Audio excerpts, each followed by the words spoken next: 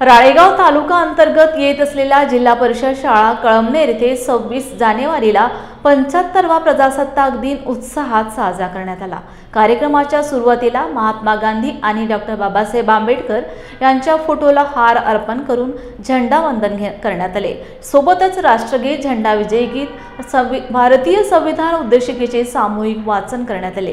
त्यानंतर गावातील प्रमुख रस्त्याने प्रभात फेरी काढून विद्यार्थ्यांनी प्रजासत्ताक दिन चिरायू हो, भारतीय संविधानाचा विजय असो अशा घोषणा देत प्रभात फेरीची सांगता करण्यात आली। या कार्यक्रमाला गावातील मोठ्या प्रमाणात नागरिक उपस्थित असून सदर कार्यक्रम यशस्वी करण्याकरता शाळेचे मुख्याध्यापक प्रदीप कांबळी सर तसेच सहाय्यक शिक्षिका सौ शुभदा येवले यांनी मोलाचे परिश्रम घेतले असून उपस्थित लोकांना शुभदा येवले यांनी 26 जानेवारी प्रजासत्ताक दिनाचे महत्त्व सांगत आपले विचार व्यक्त केले।